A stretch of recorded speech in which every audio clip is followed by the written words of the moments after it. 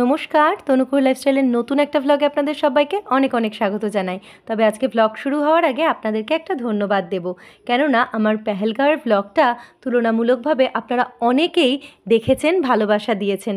তবে আপনাদের কাছে অনুরোধ একটাই, যারা প্রথমবার দেখছেন চ্যানেলটাকে দেখার সাথে সাথে যদি সাবস্ক্রাইব করে যান, তবে আমার চ্যানেলটা কিন্তু হাঁটি হাঁটি পা পা করতে পারবে, নতুবা চ্যানেলটা কিন্তু কিছুদিনের মধ্যেই হয়তো হারিয়ে যাবে, আর সেটা আপনারাই পারেন চ্যানেলটাকে ধরে রাখতে। তাই আপনাদের কাছে অনুরোধ, আমি যাতে সুন্দর সুন্দর ভিডিও আপনাদের কাছে তুলে ধরতে পারি, চ্যানেলটাকে প্লিজ সাবস্ক্রাইব করে দেবেন। আজকে পেহেলগাঁওয়ের দ্বিতীয় দিন, আজকে আমরা সাইট সিনে যাচ্ছি। পেহেলগাঁও থেকে যে কটা জায়গা দেখার তা হলো আড়ু ভ্যালি, বেতাব ভ্যালি, চন্দনবাড়ি, আর এখন সব থেকে যেটা আপনাদের জানা তা হলো বৈশরণ ভ্যালি, যেখানে আমরা যাচ্ছি না।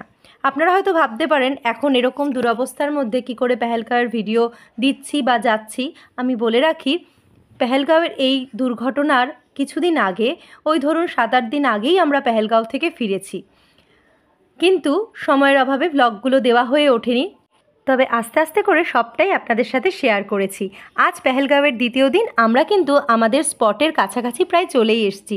যেতে যেতে রাস্তা এতটাই সুন্দর লেগেছে তা সত্যিই ভাষায় প্রকাশ করার না। আমরা কিন্তু পৌঁছে গেছি আড়ু ভ্যালি। এখন আড়ু ভ্যালিতে আমরা কিছুক্ষণ সময় কাটাবো।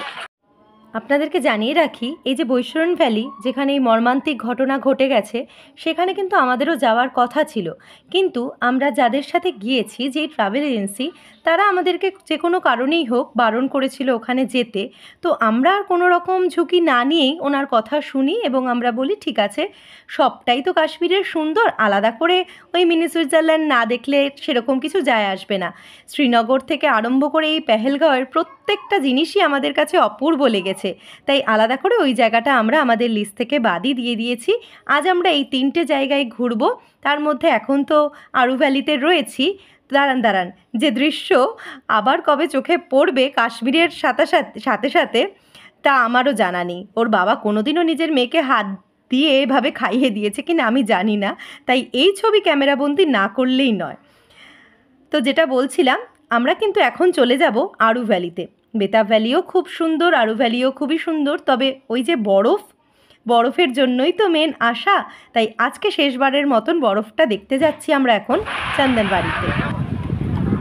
এখানে খুব বেশিক্ষণ সময় থাকলাম না, এটা আড়ু ভ্যালি। আমরা এবার যাচ্ছি চন্দনবাড়িতে।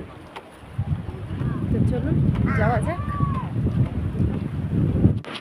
আমাদের গাড়ি আবার ছেড়ে দিয়েছে, এখান থেকে খুব বেশি ডিস্টেন্স নয়।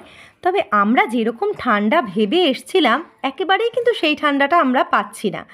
বরফ পাচ্ছি, কিন্তু কনকনে হাওয়া দিলেই মুহূর্তের মধ্যে ওয়েদার চেঞ্জ হয়ে যেতে পারে, তবে সেরকম ঠান্ডা কিন্তু আমরা পাইনি।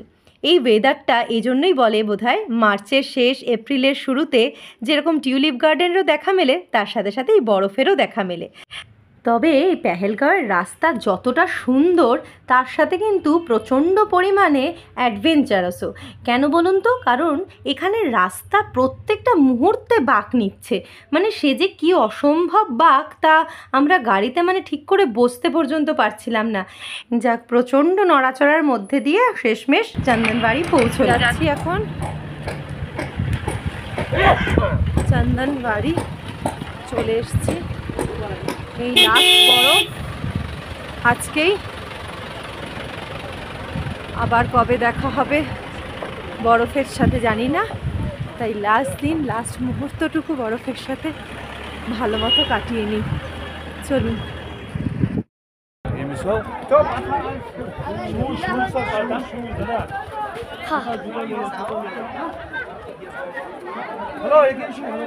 হ্যালো,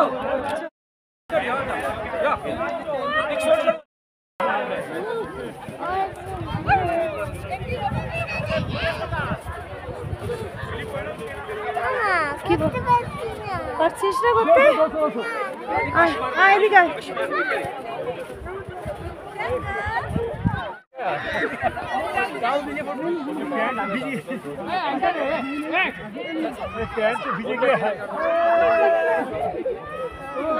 ভিজ গিয়ে হয় कितना फोटो तुले हम सकले किया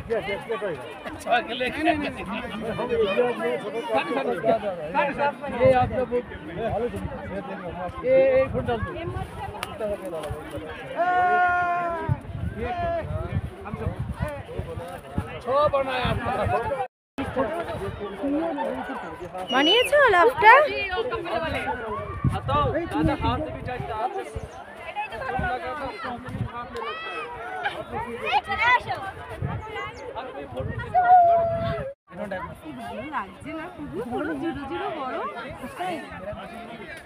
अरे मिल गया अरे मेरा दूसरा घूम गया अरे मिल गया वो 34 हो गया कितने बजे কুহু কুহু পড়বি পড়বি আস পড়ে যাবি পড়ে যাবি।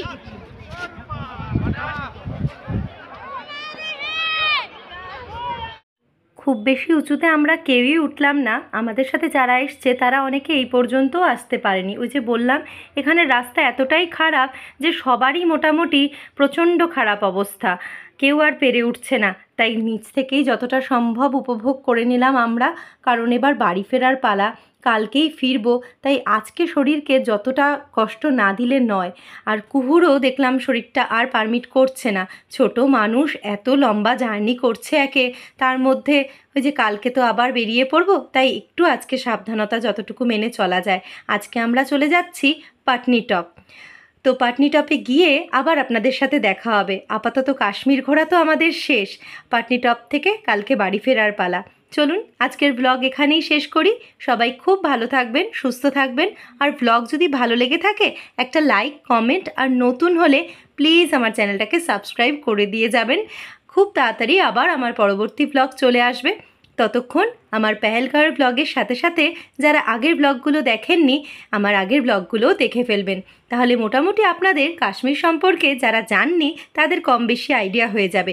এদিকে আমরা কাশ্মীরের আপেল কিন্তু মোটামুটি অনেকবারই খেয়ে ফেলেছি। আর আজকে এই পেহেলগাঁওয়ের আপেলও কিন্তু ট্রাই করে দেখলাম, দুর্দান্ত, যেমন মিষ্টি তেমনই রসালো। তো চলুন আজকের ব্লগ শেষ করি, আবার গিয়ে দেখা হবে পাটনিটপে।